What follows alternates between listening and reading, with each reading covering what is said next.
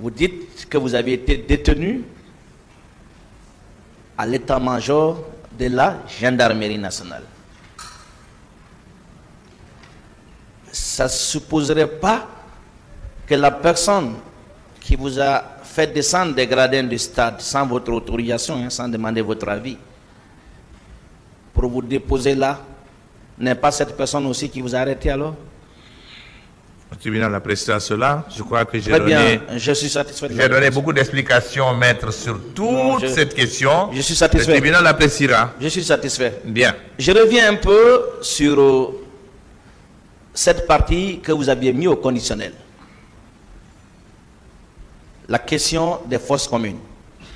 Je vais lire avec la permission du tribunal ce que vous aviez dit devant le pôle de l'instruction. C'est la code 1261, page 4. Je dois aussi souligner qu'il y a eu de nombreux morts et même des fosses communes qui ont été préparées nuitamment lorsque les autorités ont compris que la communauté internationale s'était saisie du problème.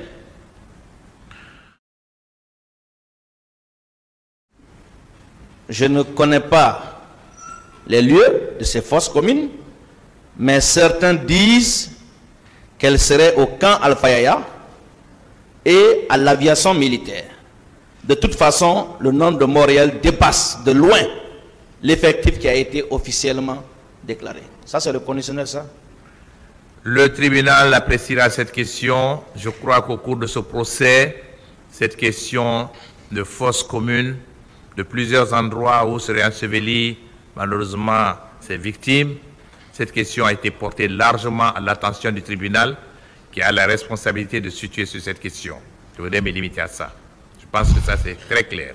Vous ne voulez pas assumer vos propos, docteur? J'assume mes propos comme tous ceux qui ont dit ici que les gens ont enlevé des corps, comme tous les rapports qui ont indiqué que les gens ont enlevé des corps dans les lieux où ils devraient normalement être.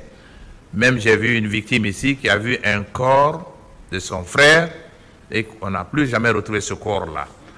Le jour où le tribunal trouvera la solution à ces questions des corps qui ont disparu, cela nous permettra de savoir où sont partis ces corps, si c'est dans la mer ou si c'est dans les fosses communes. C'est une question qui revient au tribunal. Cette question est importante. Je m'arrêterai là et je m'en remets au tribunal. Monsieur le Premier ministre, j'ai envie que vous m'aidiez davantage à amener le tribunal et le parquet d'ailleurs qui vous adore, hein, à vous croire davantage. Vous aviez fait des déclarations ici que je trouve contraires aux déclarations de Toumba, aux déclarations même de ses avocats et même d'autres personnes qui ont comparu avant vous. Je ne dis pas qu'ils disent la vérité, mais j'ai envie que vous ameniez le tribunal à accorder davantage de crédit à ce que vous dites. Vous dites que le commandant Toumba n'était pas armé. Tout à l'heure, mon confrère vous a posé la question pour dire que Toumba a dit ici qu'il se promène toujours avec son fusil, bon, c'est pas son pistolet Code 44. Il a dit, et je le dis sous le contrôle du tribunal, son avocat, le Baobab national, Maître Paul Yomba Kourma. Pas de nom, s'il vous plaît. Je vous remercie, Monsieur le Président. Maître Paul Yomba Kourma, le doyen Yomba Kourma, a aussi dit que son client est sorti lourdement armé. Lourdement armé. Je le dis sous son contrôle aussi. Attention. Le jour où vous étiez en train d'interroger... S'il vous plaît. Le jour où vous étiez en train d'interroger... S'il vous plaît, s'il vous plaît. S'il vous plaît. C'est pourquoi je savais que ça pouvait arriver. Voilà. Donc, posez les questions, s'il vous plaît, à la partie civile. Merci, Monsieur le Président, mais je veux rappeler ce qui a été dit ici. Des commentaires comme ça, s'il vous plaît. Et voilà, débarrassez-vous, posez des questions. Alors, Monsieur le Ministre, à l'occasion de l'interrogatoire du capitaine Moussa Dadis ici, il lui a été demandé pourquoi vous aviez envoyé Marcel derrière Toumba pour l'éliminer. Parce que Toumba était sorti lourdement armé. Il se trouve que vos déclarations ici sont, à ma connaissance, en contradiction avec ces propos. Qu'en pensez-vous? Mais je pense que la réponse, c'est déjà dans ce qui vient de se passer tout à l'heure. Je ne voudrais pas revenir sur ça. Le président a rappelé à l'ordre, mais je ne l'ai pas vu lourdement armé. S'il avait des armes cachées, peut-être. Je ne l'ai pas vu lourdement armé. Je passe. J'ai relevé quand même une contradiction entre vos déclarations, une déclaration d'hier et une autre de ce matin. Hier, vous aviez déclaré, les vidéos existent et le tribunal même peut se reporter sur les vidéos de l'audience hier, que lors du trajet, Sidia a échangé avec le commandant Toumba qui lui a posé la question: ah, vous êtes médecin? Vous vous rappelez? Mais je l'ai dit hier et je l'ai répété ce matin. Et ce matin, vous avez dit: on n'a pas échangé avec Toumba durant tout le trajet. Sauf quand, peut-être que vous n'avez pas entendu, mais je crois que tous ceux qui sont là ont entendu. Silence dans la salle. Maître, je vois le murmure de la salle vous désapprouve. J'ai dit ici clairement, et ce matin, hier, ce que j'ai dit, je l'ai encore répété aujourd'hui, nous n'avons pas échangé avec Toumba, à l'exception de Sidia qui lui a demandé quand il a reçu la compresse, qui est quand même un élément médical, à l'exception de Sidia qui lui a demandé s'il était médecin. Et il a répondu, il est docteur. C'est le seul échange que nous avons eu. D'accord, je continue. Je voudrais que l'on soit très clair dans ce que j'ai dit et que je répète et que je maintiens. C'est bien compris. Parlons du rapport de la commission d'enquête internationale.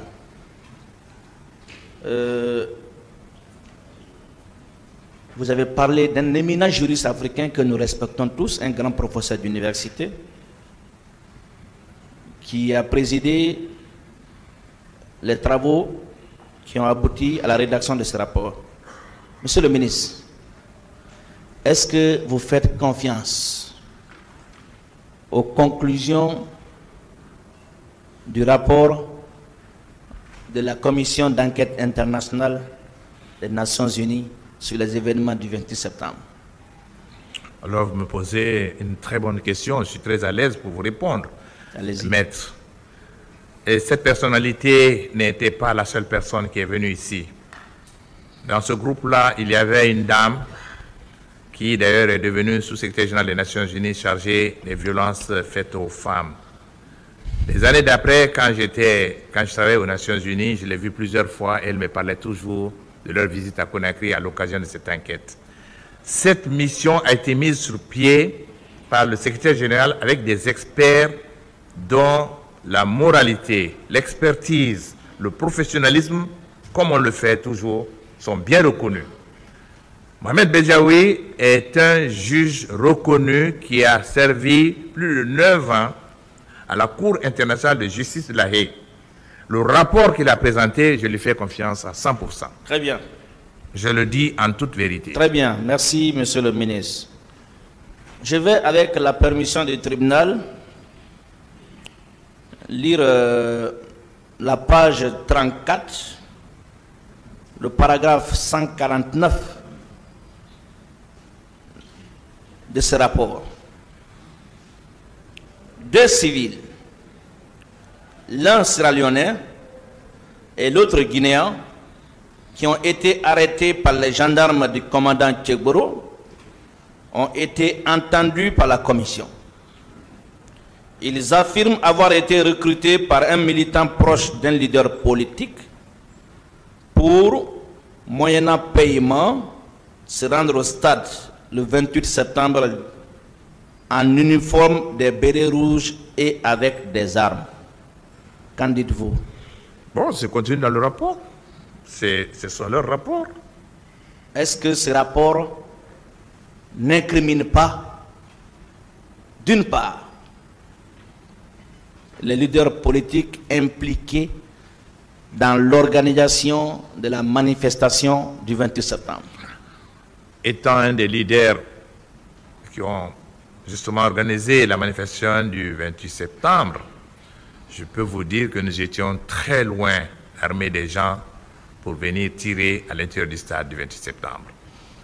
On était dans un enclos, on n'est pas allé dans la rue. Ce n'était pas une manifestation de rue, comme ça arrive souvent. Prendre le nord au sud de la ville, nous avions décidé de nous trouver dans un enclos fermé.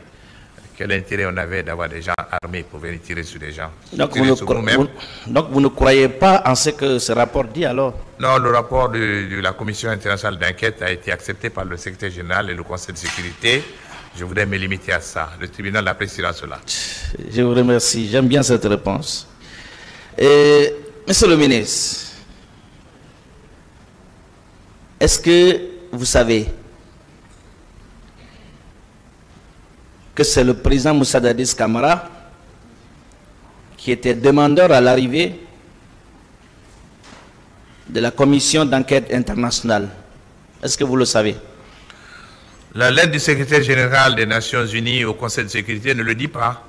Moi, je me fonde, nous sommes dans une association qui est très bien structurée. Quand les Nations Unies doivent prendre une décision de ce genre, elle est autorisée par le Conseil de sécurité et le secrétaire général écrit au Conseil de sécurité pour autoriser l'envoi de la Commission internationale d'enquête.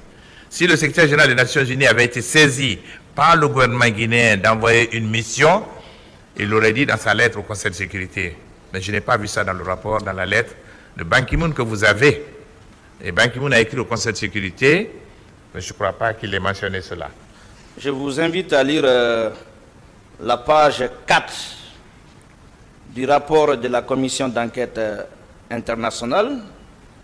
Il est clairement dit là que ça la demande et suivant un courrier du Premier ministre, je vous le dis, ce n'est pas une invention, vos avocats peuvent lire au même titre que moi. Je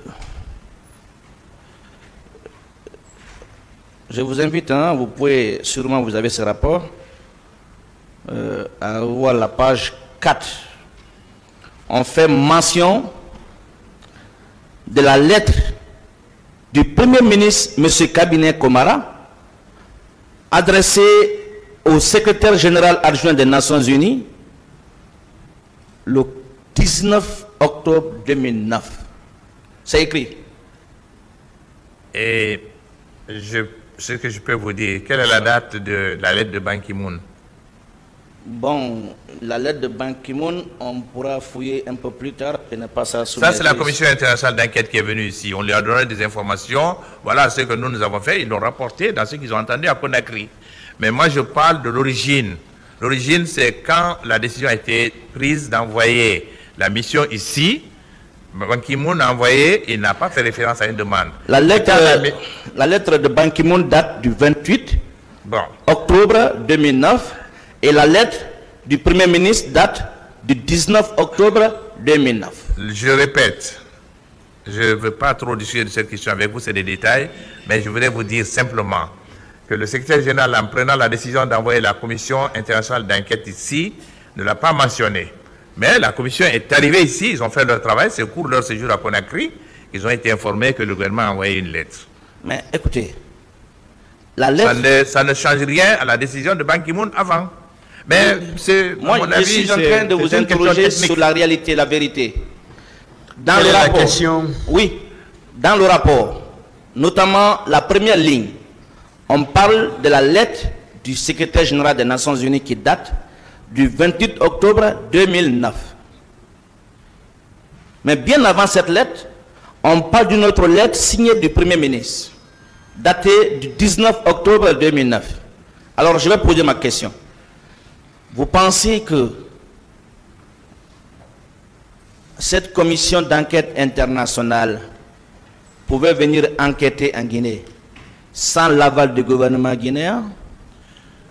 Alors, puisque vous revenez sur un chantier que j'ai évité depuis le début de ce procès, allons-y. Quand il y a eu le crime au stade du 20 septembre, il y a eu plusieurs réunions. La Guinée était sous le coup de condamnation unanime. CEDEAO, Union africaine, la francophonie. Avant que le Conseil de sécurité ne se saisisse d'une question, toutes ces organisations internationales avaient déjà traiter du dossier du 28 septembre. Et des sanctions assorties. Et c'est à la suite de toutes ces choses que le Conseil des Nations Unies se sont intéressés à la question. Mais je peux vous dire une chose. Quand il y a un crime qui était décrié et qui relève de crimes contre l'humanité, les Nations Unies demandent toujours qu'on envoie une mission. Si le gouvernement guinéen avait refusé de coopérer, je crois que le gouvernement guinéen aurait payé très cher ce refus.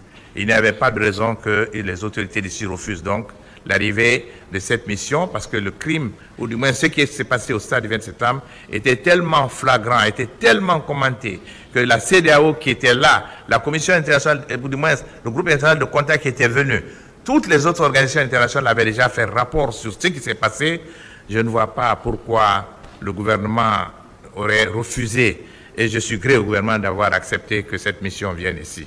C'était tout en leur honneur, dans la mesure où, comme vous le dites, puisque je ne remets pas en cause, que le capitaine Moussa Dadi s'est déclaré qu'il est prêt à ce qu'une mission vienne ici. Très Donc bien. tout se complète. Je ne mets pas ça en cause. Très bien. Je ne mets pas ça en cause. Mais Très je vais bien. vous dire que le gouvernement n'avait aucun intérêt à C'était refuser. juste pour ressortir. Heureusement, ils n'ont cet pas aspect. refusé. On va continuer. Heureusement. On va continuer. Je vais parler du paragraphe 20 de la page 7 du même rapport qui dit ceci. Le lieutenant Toumba a notamment refusé une demande de la commission de rencontrer des personnes identifiées et placées sous son commandement qui auraient participé de manière active aux événements qui ont eu lieu au stade le 28 septembre. Une requête de la commission adressée au ministère de la Défense en vue de visiter les camps Koundara et Kassa est restée sans réponse, et la copie du rapport établi par la police technique et scientifique au stade et au commissariat de Bellevue, demandé plusieurs fois oralement au directeur général de la police nationale, ainsi de suite. Vous avez relevé ça dans le rapport? Vous avez lu ça? J'ai lu le rapport du début à la fin. Le tribunal a ce document, le tribunal l'appréciera. Très bien. Et Toumba est un acteur qui est à la barre ici. C'est un des principaux accusés. C'est le tribunal qui décidera. Très et bien. en dehors de ce que moi j'ai dit, ce qui n'est pas qui ne comprend pas tout le 28 septembre, mais c'est le tribunal qui appréciera le rôle de tous ceux qui sont dans le box là. Très y bien. compris Toumba. Je vais évoluer. Je ne suis pas là pour le défendre. Oui, je vais évoluer, monsieur le ministre, calmez-vous. Vous aviez donné votre opinion, hein, en tant que juriste d'ailleurs, j'ai bien aimé ça.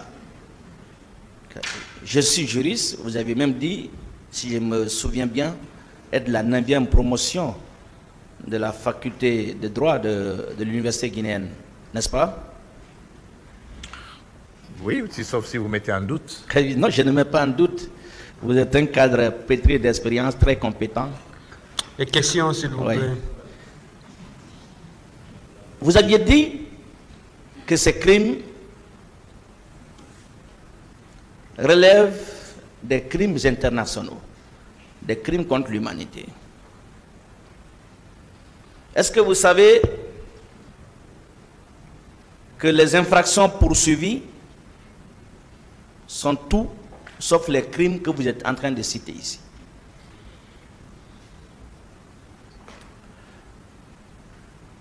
Alors, je vous renvoie à la CPI. On n'est Que pas la devant CPI, attendez, que la CPI vous dise pourquoi elle est toujours saisie de cette question. Pourquoi la CPI a accepté d'ouvrir une enquête. La réponse viendra de ce que je veux vous dire, c'est que la CPI a été saisie par le fait que la commission qui est venue ici a estimé que les crimes qui sont produits à Conakry ont été considérés comme des crimes contre l'humanité. Et comme tel, la CPI a accepté, la saisine a été faite, la CPI a accepté, et la CPI est en train a commencé à enquêter sur cette question. Mais quand la Guinée a demandé, au titre de la complémentarité, qu'elle pourrait se charger de cette question, alors la Guinée a dit « Ok ». Mais il est évident que jusqu'à présent, la CPI considère les crimes de Conakry comme des crimes contre l'humanité. Cela est constant. Heureusement que nous ne sommes pas devant la CPI. Heureusement, il y a eu une délocalisation parce que la Guinée a demandé que le tribunal et les Guinéens peuvent juger l'affaire. J'ai rendu hommage hier au courage du gouvernement guinéen de l'avoir fait. Et avoir été à Rome, je conseille à tous les pays africains, si les tribunaux nationaux peuvent juger de ces crimes, alors c'est encore mieux. Ce que la Guinée a donné, c'est un bel exemple. C'est ce que j'ai dit hier. Je pose cette question parce que vous avez donné une opinion là-dessus. Ce matin, nous avons reçu des conclusions tendant à une requalification. C'est pourquoi je vous pose les questions. Si le tribunal me permet, je veux bien continuer. Voilà. Monsieur le ministre, est-ce que vous savez ce qu'on appelle en droit nobis in idem? Maître, je voulais vous dire que je ne suis pas devant ce tribunal. Je ne me suis pas présenté ici comme étant un juriste qui vient affronter un tribunal. D'accord. Je suis une victime devant un tribunal. Je ne voudrais pas que vous me présentez ici comme si je suis venu pour donner des cours de droit. C'est incidemment que j'ai répondu au procureur hier pour dire que je suis un juriste. Je vous comprends. Mais je ne suis pas ici en discussion avec vous sur ces dossiers. Parlons du dossier. Est-ce que vous savez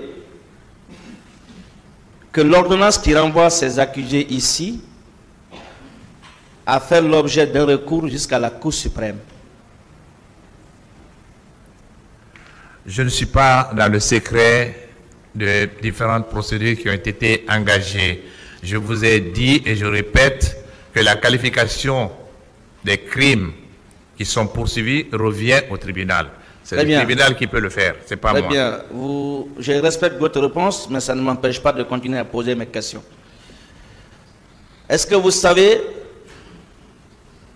que la notion de crime contre l'humanité, soutenue par l'accusation et même par la partie civile, a été écartée de la première instance jusqu'à la Cour suprême? Il est loisible au tribunal de prendre la qualification que la Cour voudra. Ce n'est pas à moi de le faire. Moi, j'ai dit, la saisine de la Cour pénale internationale a été faite sur la base de la qualification qui a été donnée par la Commission internationale d'enquête. Maintenant, il est loisible au tribunal qui est souverain pour qualifier les crimes. Cela ne m'appartient pas. Très bien. Je pense hier on vous a posé des questions relatives au complot. Monsieur le ministre, est-ce que vous croyez en la thèse du complot dans la perpétration des crimes du 28 septembre? Cette question hier est arrivée, mais puisque vous insistez, je vais le dire sincèrement. Étant un acteur du 28 septembre, j'étais un des acteurs parce que j'étais membre des forces vives. Personnellement, je ne crois pas à la thèse du complot. C'est nous qui avons mobilisé les gens. Très bien. Et donc, pour moi, oui. Le tribunal l'appréciera. Je suis satisfait. Le tribunal l'appréciera cela. Qui a choisi la date du 28 septembre pour la manifestation? Le président de la commission d'organisation des forces vives vous a dit ici, Baouri, que c'est lui qui a choisi la date du 28 septembre. Nous étions en plusieurs réunions. Je crois que c'est porté au procès verbal ici. Il a dit que c'est lui qui a choisi. Moi, ce que je sais, c'est que toutes les réunions se faisaient au siège de mon parti. Je n'ai pas raté une seule réunion. On a eu plusieurs réunions, pas seulement sur le 28 septembre. On était en réunion perpétuelle. Moi, j'ai adhéré aux forces vives au mois de mars 2009, parce que je n'étais pas en Guinée. Et quand je suis rentré en Guinée, que j'ai créé un parti politique, j'ai adhéré tout aux forces vives. Les réunions se faisaient dans des bureaux de l'État, ils demandaient des bâtiments du gouvernement. Puisque vous voulez que je vous dise tout, je vais vous le dire. Ils faisaient des réunions un peu partout. Et c'est quand on a commencé à avoir quelques difficultés avec le CNDD, qu'on a commencé à avoir des refus des bâtiments de l'État. Moi, j'ai dit aux autres collègues, mais comment voulez-vous que le gouvernement vous autorise à avoir des locaux, leurs locaux pour avoir des réunions, alors que ce que nous disons là-bas, c'est contre leur intérêt? J'offre le siège de mon parti. Venons faire les réunions là-bas. Donc, à partir de ce moment-là, toutes les réunions se faisaient chez nous à Taouya. Je n'ai pas manqué une seule réunion. Quand la date de proposition du 27 septembre a été proposée, nous l'avons tous entérinée. Très bien. Et Baouri vous a dit ici que c'est lui qui a fait la proposition. Et je le crois aussi. Très bien. Je le crois. À quel moment vous aviez... D'abord, à cette occasion, le président Alpha Condé était présent? Oui, quand on a décidé la date du 26 septembre, Alpha était là. Alpha est parti quelques jours avant le 26 septembre. Est-ce que vous avez prévenu qu'il partirait quelques jours avant? Moi, je n'ai pas su que Alpha voyageait. À quel moment vous avez su qu'Alpha voyageait? Moi, je l'ai su après le 26 septembre, quand je ne l'ai pas vu avec lui. Très bien, je continue. Moi, je l'ai vu en ce moment. Je suis satisfait. Vous étiez au gouvernement après 2010. Vous étiez le patron de la diplomatie guinéenne. Vous aviez déclaré ici hier que vous aviez une position opposée à celle du gouvernement. Vous maintenez cette déclaration? Je crois que dans l'intérêt de votre client, il ne faut pas que je rentre dans beaucoup de détails sur cette question. Dans l'intérêt de votre client, je maintiens cela. Mais si vous m'y obligez, on pourra ouvrir ce débat. Mais allons-y. Mais ce que je sais, c'est que moi, personnellement, j'étais en faveur du procès. Je n'ai jamais hésité à en parler publiquement, même étant membre du gouvernement, et à même écrire un livre dans lequel j'ai parlé du 26 septembre. Et longuement, en donnant tous les détails.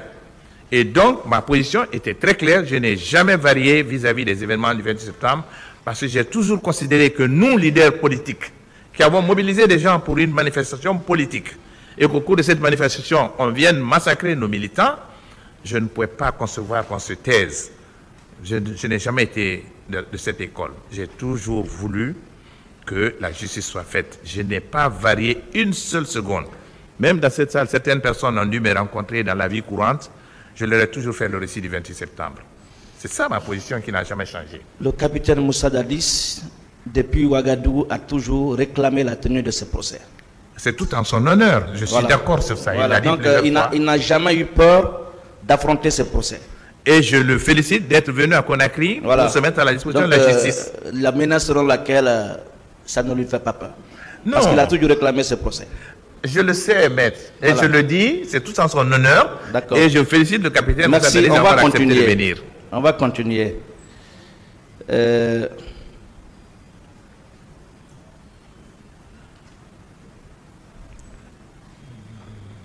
vais vous poser des questions concernant le capitaine Dadis. Je sais que vous êtes consulté partie civile dans cette affaire. Vous n'avez indexé en tout cas personne, vous n'avez pas indexé. J'ai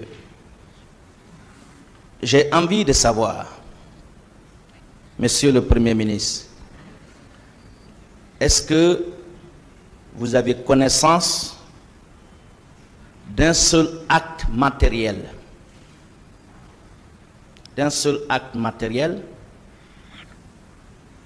que le président Moussa Dadis aurait posé pour entraîner la commission des infractions qu'on est en train de poursuivre? Le tribunal est souverain pour situer la responsabilité de toutes les personnes qui sont incriminées jusqu'aujourd'hui et qui sont dans le box. Ce jugement appartient au tribunal. Je passe. Monsieur le Premier ministre, le capitaine Moussa Dadis avait mis en place une commission d'enquête nationale. Vous avez entendu parler? Oui, je n'étais pas en Guinée, j'ai entendu parler de cette commission. Savez-vous que cette commission nationale a déposé un rapport en janvier 2010? Moi, je n'ai jamais lu le rapport de cette commission nationale. D'abord, je ne faisais pas confiance à cette commission nationale, pour être franc avec vous. Même le rapport de la commission internationale d'enquête le dit, que les gens, il y avait des craintes que, des menaces et autres, que les gens ne pouvaient pas venir devant cette commission. Mais moi, j'ai considéré que cette commission, je n'ai jamais manifesté une confiance à cette commission qui a été mise en place par un gouvernement qui était censé être accusé pour les crimes qui ont été produits. Et moi, je n'avais pas confiance à cette commission. Ça, c'est un. Et deuxièmement, je suis même au regret de dire que parmi les membres de cette commission de cette commission nationale, il y a un membre que je connais, que je respectais hautement. Je l'ai entendu dire un jour, il n'y a pas très longtemps, Ah oui, ce sont les leaders des forces vives qui sont responsables des crimes qui ont été commis au stade du 20 septembre. J'ai été très choqué par la déclaration de ce membre-là. Et cela confirme déjà ce que je pensais de cette commission nationale depuis sa mise sur pied. Je n'ai pas eu confiance à cette commission. Je respecte votre opinion. Est-ce que vous savez que cette commission a déposé son rapport pendant que le président Moussa Dadis n'était plus aux affaires? Non, je ne me suis pas intéressé à la commission nationale d'enquête. Je l'ai répété. Je ne me suis pas du tout intéressé. Très bien. Est-ce que vous savez que c'est sur la base du rapport de cette commission d'enquête que cette procédure a été déclenchée? Soit, moi je ne sais pas, mais ce que... Attention. Et je ne sais pas quels sont les éléments que le gouvernement a utilisés à l'époque. J'étais dans le gouvernement, j'étais même à la présidence à cette époque-là quand le gouvernement du président Alpha Condé a demandé, a fait la requête que la question soit délocalisée pour que la Guinée juge le problème du 28 septembre. Je ne sais pas quels sont les éléments qu'ils ont utilisés, je ne peux pas le dire. Mais tout ce que je sais, c'est qu'il y a eu une saisine de la Guinée pour qu'il y ait la complémentarité, que le procès soit délocalisé en Guinée. C'est tout ce que je peux dire. D'accord. Je me rends compte que beaucoup d'éléments du dossier vous échappent. Oui. Dernière question. Monsieur le Premier ministre, vous étiez aussi membre de la commission d'organisation de la manifestation du 28 septembre, n'est-ce pas? Non, moi je n'étais pas membre de la commission d'organisation, j'étais membre des forces vives. D'accord. En tant que leader politique ayant participé à cette manifestation, est-ce que vous ne pensez pas avoir une responsabilité, une responsabilité morale dans ce qui s'est passé? Sauf si on veut transformer les victimes en bourreaux. Si on veut le faire, si c'est dans cette logique, on peut considérer un responsable des forces vives de cette manière, sauf si on change les victimes en bourreaux. Mais ce que je peux dire, j'ai répondu à cette question largement hier, en disant que ce que je regrette, c'est que les militaires soient venus brutalement massacrer des gens qui étaient réunis pacifiquement dans un enclos fermé. J'ai expliqué hier que le gouvernement d'alors avait d'autres manières qu'il pouvait utiliser. Il pouvait interpeller les leaders après la manifestation, puisque nous étions tous à Conakry, mais ils ont utilisé la manière des représailles. S'il y a un remords, c'est ceux qui ont donné l'ordre d'aller tuer. Mais j'ai continué à pleurer pour les victimes. Parce que quand on perd des êtres qui sont chers, des gens qui sont morts pour n'avoir rien fait, et qu'on les assassine, et des femmes qui sont venues pour réclamer leurs droits, pour elles-mêmes, pour leurs maris, pour leurs enfants, quand on les massacre, en tant que responsable, c'est pour ça que je suis venu ici. Je suis ici, le cœur meurtri, et c'est pour ça que je demande justice. Mais ceux qui ont tué, ceux qui ont donné l'ordre d'envoyer des soldats, le tribunal appréciera cette question. Très bien. Voilà. Très bien. Merci, Monsieur le Premier ministre. Le président Moussa Dadis est aussi préoccupé, raison pour laquelle depuis 13 ans, il réclame à corps et à cri la tenue de ce procès aussi. Pour situer les responsabilités. Je vous remercie. Je vous remercie aussi, c'est tout en l'honneur du capitaine Moussa Dadis d'avoir réclamé la justice et d'être venu ici.